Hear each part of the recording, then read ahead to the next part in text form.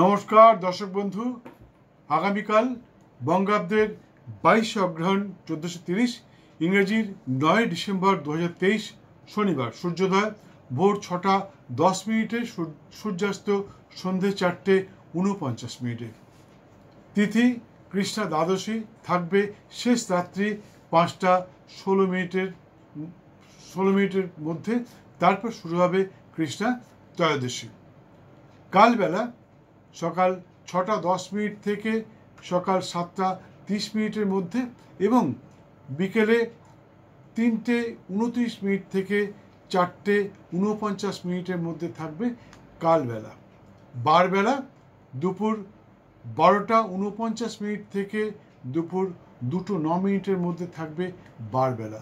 কাল রাত্রি সন্ধে 4টে 49 মিনিট থেকে সন্ধে 6টা 29 মিনিটের মধ্যে এবং শেষ রাত্রি 4টে 30 মিনিট থেকে শেষ রাত্রি 6টা 11 মিনিটের মধ্যে থাকবে কাল রাত্রি।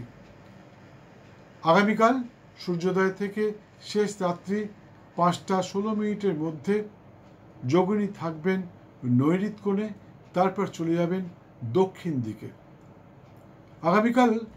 আগামীকালের শুভক্ষণে আপনারা বিপন্নারম্ভ, গ্রহ পূজা ইত্যাদি অনুষ্ঠান সম্পন্ন করতে পারেন।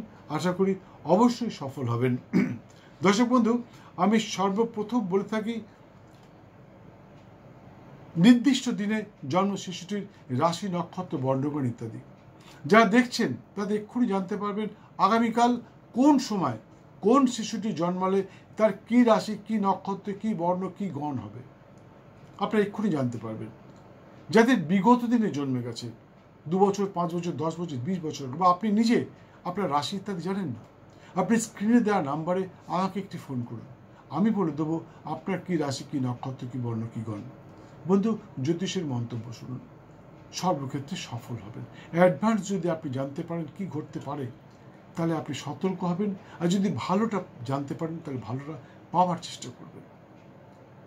আমি প্রতি রবিবার একটা ভিডিও ছাড়ি, সাপ্তাহিক রাশিফল, সেটা দেখবেন, অনেক কিছু জানতে পারবেন। যাই হোক, আরেকটা কথা, তিথি নিয়ে কিন্তু আমি বারবার বলি, একাদশী ছেড়ে যাওয়ার পর একাদশী পালন করবেন না, পূর্ণিমা ছেড়ে যাওয়ার পর নারায়ণের পুজো করবেন না, অমাবস্যা ছেড়ে যাওয়ার পর মাতৃ সাধনা করবেন না, এতে কিন্তু আপনারা সফলতা পাবেন না।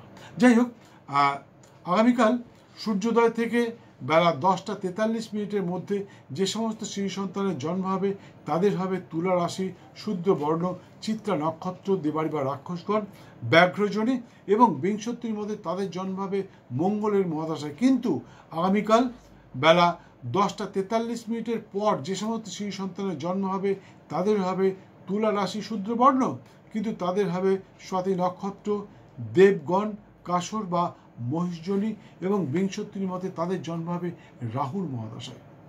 ভিডিওটি সম্পূর্ণ দেখার জন্য অসংখ্য ধন্যবাদ। ভালো লাগলে একটি লাইক দিয়ে বেল আইকনটি বাজিয়ে দিয়ে সঙ্গে থাকুন। আবার দেখা হবে ঠিক আধ ঘন্টা পরে, অর্থাৎ আজ দুপুর 11:30টায় অন্য আরেকটি ভিডিওর সাথে। দিনটা আপনার খুব ভালো যাক। জয় বাবা।